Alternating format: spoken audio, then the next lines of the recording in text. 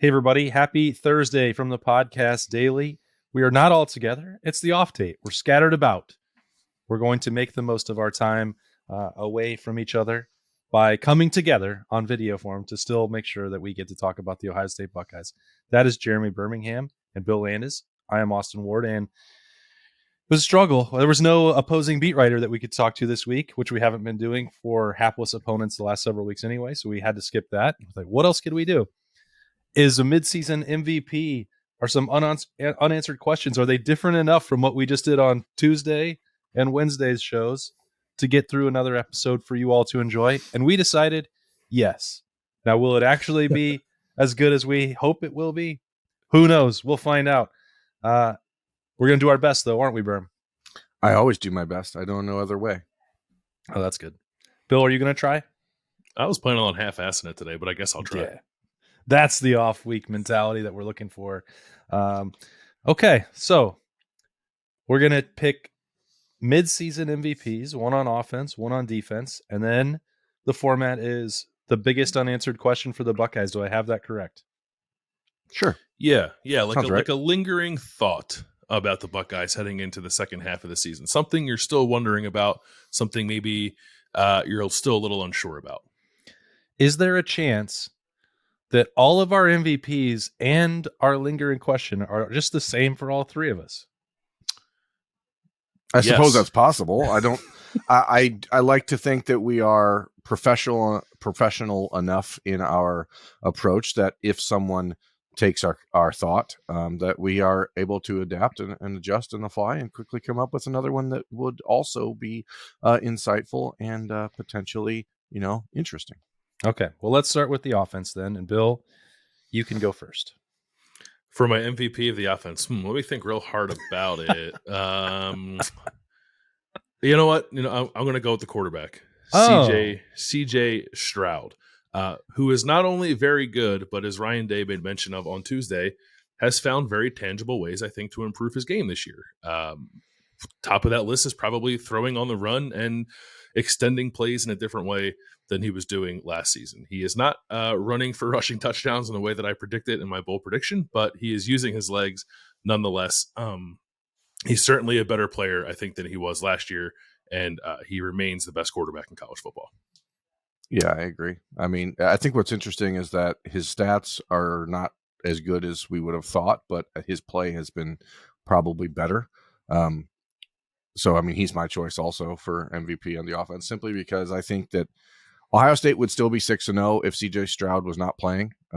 But he takes this team and this offense from being one of the country's 3 or 4 best to being potentially historically great. Can I interject one moment there, Berm? Sure. I'd love for you to. I'm not sure they would be 6-0 if he had not been playing against Notre Dame. The performance that he made to help them survive when things got really wonky and disjointed, I think the three of us believe that Kyle McCord has a lot of potential, but you take Jackson Smith and Jigba and a game plan that they had been working on for 9 months out of their disposal, and CJ was forced to make a lot of throws that I think were definitely off schedule there. And you look at the points, 22 and the fourth quarter was about the rushing attack, but he did more to win that game, I think, than he might get credit for. But that's no, you may be right. I won't discount that entirely. I think that the Buckeyes would have adapted earlier and been a little bit more, ground and pound, and probably still would have been able to outlast Notre Dame. I think maybe like a 13-10 game or something like that instead of the 21-10 final. But I think that the difference, as I was saying, is CJ takes the offense and makes it good to great, and takes the entirety of the team from a national championship contender to a team that could be, if they finish out this run and do what people are projecting as the odds-on favorite right now to win the national title, that's going to be sort of viewed in the same vein as that 2019 LSU team and the 2020 Bama team. And I guess every team every year now, because every year there's a historically great team, it seems. But, I think maybe the performance of Joe Burrow and that LSU team in 2019 sort of sullies the way people are viewing how good this Ohio State offense is, because it seems like commonplace, but it's not. Yeah, I think what's most impressed me about CJ's start to the year is not having Jackson Smith and Jigba at his disposal and the different ways that Ohio State has won, his willingness to play sometimes. Where what is 2 weeks ago, he's throwing for under 150 yards, and nobody complained about that. Like, he didn't have his best stuff. We talked about a little bit of a mini slump, and I think that was fair with some of the accuracy things that were going on. But again, we're grading him on such a ridiculously high standard, and I would say that it's not easy for someone in those shoes to have to deal with that. A lot of times these Ohio State quarterbacks don't reveal the pressure and the strain and the weight on their shoulders until after they're done, and it can be a relief and they can relax. Like, to go out there and perform every single week when you're not allowed to lose a game, for one, but then you're also, criticized and scrutinized for any missed throw, which, like, that's not fun. Sometimes I feel bad when we are nitpicking those performances, because I know the degree of difficulty and the expectations for him, and have talked to all those quarterbacks when they leave about what it's like to deal with that. So very impressed with the way that CJ Stroud is handling the entirety of the package, not just knowing the offense, executing the offense, winning games, but off the field, the maturity, the leadership, those things are standing out. And that's why it's all leading up to him being the clear favorite to win the Heisman Trophy at the midway mark. So let's take CJ out of it, and let's pick somebody else on offense. Let's audible and add a next guy up on offense. Bill, next. That next. Bill, who would yours be?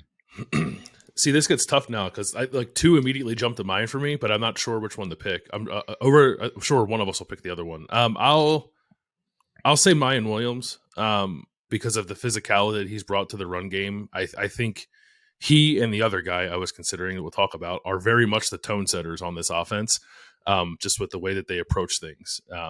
And Mayan, I also give him credit too for maybe in the offseason his mind was in another place, or almost quite literally in another place. And instead of leaving, he kind of put in a lot of work to become a much better player. He was good last year. He's kind of always been good, I think, since he's been here, maybe a little underrated up until this point. But the way that he has added a little more elusiveness to his game, I think increased his speed a little bit, become a better blocker. Like, he's a really solid all-around running back. He's not the home run hitter maybe that people might think of when they talk about the best running backs in the country, but I mean, there can't be four or five guys in the country who run harder than Mayan Williams. And he stepped up in big moments too when this offense has needed it. I mean, he had also one of the biggest catches of the entire season, Yep.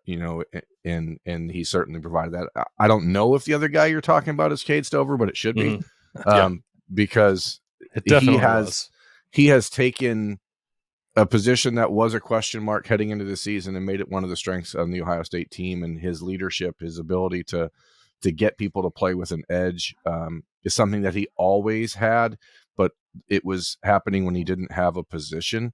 And now that he's doing what he's doing at tight end, he's turning himself not only into a potential, first half of the NFL draft pick, but he's changed the way teams have to play Ohio State. And when Jackson Smith-Njigba does return from his injury, probably next week against Iowa, that we're going to see an offense that has an element and a wrinkle that we wouldn't have expected, because Cade Stover has done so much work to get himself into the position he's in as a pass catcher and as a tone setter.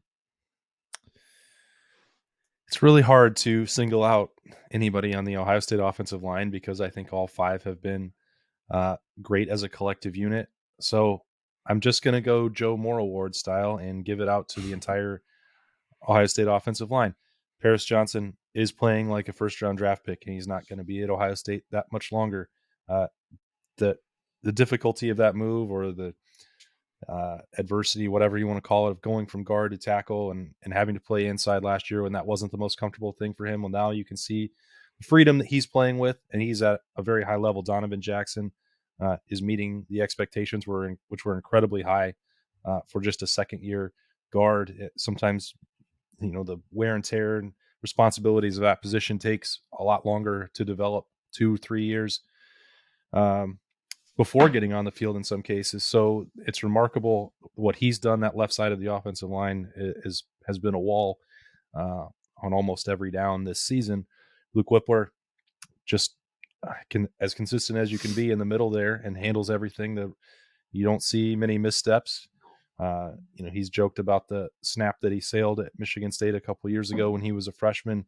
You don't see that happening. There are no issues with that. We've seen that bog down the Ohio State offense in the past with some guys making transitions to center and struggling with that. And then Matt Jones, just a pro day in and day out, working through pain, playing very well. And then DeJuan Jones, we've talked about several times already this week, what he's done on the right side to slim down and make sure that he can handle the speed rush. And you're seeing a team that doesn't give up pressures and generally is able to get what it wants on the ground. So kudos to the Ohio State offensive line for living up to that standard, getting it done. They are my secondary MVP behind CJ Stroud. I can't believe Bill didn't want to talk about the offensive line, but I'll steal it from you. Yeah, I mean it's a worthwhile shout out, but I'm trying to be fair to Mine and Kate Stover. Those guys are we just hope those Joe Moore bastards are listening. Let's talk defense. Obviously, the real defensive MVP, as we know, is him, Knowles, but we can't talk about him at this point. So let's go defense. Should we play the same game on defense that we just played on offense? Let's just say right now. Yeah, let's just start by saying give Tommy Eichenberg give him some flowers, and then we'll move on from there. Yeah, he's clearly the defensive MVP. We can all agree on that. I don't think there's any real surprise. I'm going to say it's the guy that doesn't have the statistics to bear out what he's doing every week, and that's JT Tuimoloau, who is absolutely dominating every single game from the strong side defensive end position, and being held at a Will Smith, John Simon, Joey Bosa type rate. And I feel bad for the guy because he's not getting the attention he deserves nationally for the way he's playing. But I was watching as we walked off the field on Saturday in East Lansing. One of Michigan State's coaches came up and stopped him and said, "You're the best player we've seen all year." And it bears out on the field. If you rewatch the games, which Bill and I do, you see how absolutely he's controlling the line of scrimmage from the strong side end spot. And that is changing everything and helping guys like Steel Chambers and Tommy Eichenberg and Teron Vincent and Michael Hall to do the damage they're doing. So to me, it's got to be JT Tuimoloau. What a weird comment to make about the rewatch. I don't know why you would say it that way. There was just a technological hiccup. Huh. Yeah, just like in theory, if someone didn't want to rewatch it. Yeah. Hypothetically. Can't imagine. Yeah. I mean, the blowouts, guys. Come on. Why? What are you They're all getting? blowouts. Well, yeah. If we applied that rule, we'd never rewatch the game. All right, fine. I really thought that the way you started that, Berm, that Ronnie Hickman was going to be your pick, because I think statistically he's not getting the credit for the job that he's done week in and week out. I mean, if I'm sure, and I asked Perry Eliano this a few weeks ago, like the number of times that they believe he's been caught out of assignment or missed one. And he sort of kind of laughed. I was like, it does happen, but I'd like to see like 5 examples of it, because I don't believe it exists. He just shows up wherever seems like he needs to be. Maybe that's the thing. Maybe it's not always where he's supposed to be, but he shows up there anyway to help make a play. Ronnie Hickman is playing at a high level. And if you're building a defense that's sort of crafted around versatile defensive backs to play that safety position, and that you want them to fuel, your trip to a journey to some destination to win a championship, you're going to have somebody like Ronnie Hickman to handle the keys for that. He's doing that with aplomb, and I think that Ronnie Hickman deserves credit for that. Yeah, the reason I don't pick Ronnie, and he was certainly in that conversation, is because what JT has done impacts the run game, the pass game, everything. And I think that the reason we're seeing such a clean look at so many tackles for Steel Chambers and for Tommy Eichenberg is because of the work the defensive line's doing, and JT's been the best in that group. So that's why I picked him. Plus, they gave up 7 yards rushing to Michigan State, which is pretty good. Yeah, not bad. I would have picked JT, but since he has been spoken for already, I'll. This guy's probably not an MVP. Probably maybe a step below that, but he's been very good for them in a way that I wasn't really expecting. It's Tanner McAllister, simply based on the fact that he has locked down that nickel spot, which I don't think we were anticipating. I thought maybe coming into the year he'd play early, but by this point we'll be talking about somebody else playing in that role. But he's played very well in that position, and I think played hurt too, like played through some injuries to get to that point. Had the interception a couple weeks ago. I think he's tackled really well, which was maybe the biggest question I had about him after watching him at Oklahoma State, is whether he'd be a physical enough player to be on the field when they play some of the more rugged Big Ten teams. And the answer to that question so far has been yes. So Ronnie, I think, has been probably a little higher, more important than him, and certainly JT up front, and Tommy as well. But Taron McCallish is a guy who's been a very important part of this defense. Yeah, I mean, you look at him and you have to wonder how much value, some of his value was probably when we weren't seeing it on the field. It was in the offseason and in preseason training camp, where he's one of those guys teaching everyone else the defense. So I agree with that. I think they're all good picks because it seems like this team has some very good football players. I think that's my take from the first half of the season. Will they stay good football players for the next 6 regular season games? That would be a good question. Maybe that's one that you guys have on your mind that's unanswered. I doubt it, but that was the attempt to segue away from MVPs to this unanswered questions segment. Smooth break. Yeah, nailed it. Segues are always the smoothest when you say they're segues. Well, like sometimes if they're disjointed and you're like, boy, this guy sucks. Just be like, yeah, I admit it. It wasn't very good because it sucked. Austin, what would your biggest remaining question be? I'm torn.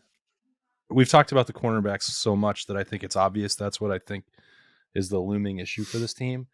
I guess what I'm like, I know how they're going to address it. I know the players involved.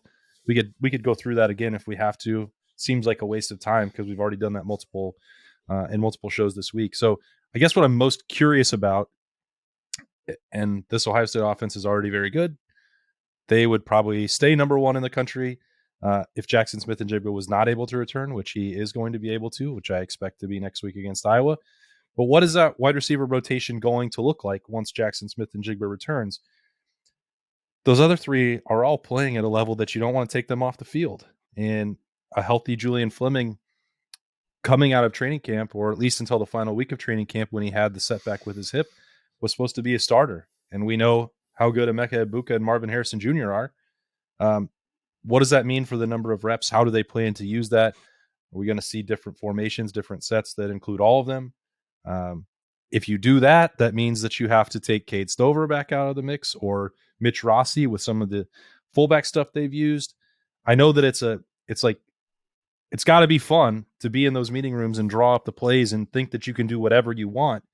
But there's also been, throughout Ryan Day's career, conversations where he said, well, you don't want to do too much. You don't want to bog them down and not have a identity that you can rely on and stuff that you can execute to the level that you need to on a week in, week out basis. So I don't know how it's going to work at this point. I know it's probably going to be terrifying and pretty good, and they can come up with stuff that's obviously going to work and highlight Jackson Smith-Njigba's skill sets. But I wonder what that means for the rest of it moving forward, because they've got a pretty good thing going right now. Sounds crazy to say it that way, but no, that's what I'm wondering. They love that 12 formation, and you wonder how much that alignment changes when you have the addition of Jackson. For sure. It's kind of cutting the Mitch Rossi snaps. Yeah, I don't like that. Yeah.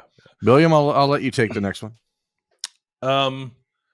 So I'll say that I'm wondering what will happen for this team when they get into a game. Maybe they don't land the first punch. I think like last year we saw a bunch of games where they jumped on teams early and like it was over after the first 2 possessions, and that's happened the last couple of weeks. These teams are just totally overmatched. And I guess it's a 2-parter. Like, one, is there a team left on the schedule that can kind of hang with them early so that doesn't happen? And if there is, it's probably Penn State or Michigan. And then when they get into those games, how do they handle those moments early on where they're not running away with it right away? Because I thought they struggled at that last year. They to me felt like a little bit of a front running team, and then once they weren't in that position, it was really hard for them to kind of pull back ahead and win a game. They ended up doing it in the Rose Bowl. I think you can probably say they did it this year against Notre Dame. So all that's encouraging. I'm not saying that I don't believe they're capable of it, but I feel like I need to see it before I can really kind of wrap my arms around the idea of this team being a notch above what it was last year in its quest to win a national championship. Because I thought that was a trait that they had last season that lowered their ceiling. And I want to see if they've kind of washed that away this season. I like it. That's deep, insightful, analytical. I'm going to go superficial because I can't think of anything. I know we've talked about it, but the health of the cornerbacks to me is the biggest thing with Ohio State the rest of the season. I believe firmly in the talent of Cameron Brown. I believe we'll start to see Denzel Burke build off of the game he played against Michigan State and get better. I believe that we've seen good things out of Jair Brown when he's been in the game, and J.K. Johnson when he's been forced into a lot of reps. If Jordan Hancock is able to get back and fully healthy and get into the regular rotation by Penn State, the questions are going to linger with Burke, who had shoulder injury last year at the end of the season, suffered a setback with that this preseason when he got run over by Mine Williams in practice. Obviously, Cameron Brown's health issues are well documented. Now you have Jordan Hancock, who struggled to stay healthy. If they can't keep those guys on the field, their improvement won't matter. So to me, that is the biggest thing. How do these guys stay healthy? Because it seems very clear in the first 6 weeks of the season that the way to beat this Ohio State defense is to take those one-on-one shots and win some 50-50 balls. When you play games against Penn State or Michigan or in the playoff, you're going to play offensive lines that are better equipped to withstand the Ohio State pass rush, and that's going to make that secondary and those cornerbacks, even that the island that they're on, even more exaggerated and even more amplified. And so I think if you go into the second half of the season and you don't have the fully healthy complement of corners, that's the one thing that I see that can derail this Ohio State team. And I guess secondarily, I'd say the health of the running backs as well, because obviously Mine Williams and Travion Henderson are dinged up, both of them right now, and you need those guys to be back, because the offense, while it could win 95 out of 100 games with just the passing game, you need that running game against Michigan, Penn State, and in the playoff. We've certainly seen what can happen if you're relying solely on that passing attack and can't run the ball when you need to. So that's going to be critical. Ohio State seems like they've taken steps towards that. But there are 6 more regular season games to go. The challenges are going to get bigger. We're going to talk about Iowa next week, but the defense will at least pose some threat to Ohio State as they come out of the off date. We'll see how they handle that. And then the big trip to Penn State. Couple weeks after that aren't going to be nearly as exciting, but then Michigan looming at the end. So gearing up for a full second half. Got to refresh and recharge here as we get through the off date as well on the podcast and at Dotting the I's.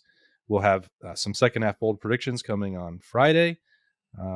Maybe a few other things in store, but for the most part, we're going to enjoy the rest of the games around the country, just like you all this weekend, probably on the couch. Maybe not. I don't know. Berm says he's got some salt candles that he's going to light to watch them. Not sure what that's about, but it sounds like a great way to watch a game. I like as much salt on my candles as possible. But also I probably will have beer and watch games on the couch. Oh. So. And that starts tonight on Thursday with the NFL. And, it's just it's a heck of a weekend for Ohio State to be off. But obviously we are not. So we'll be back here Friday morning. So see you then.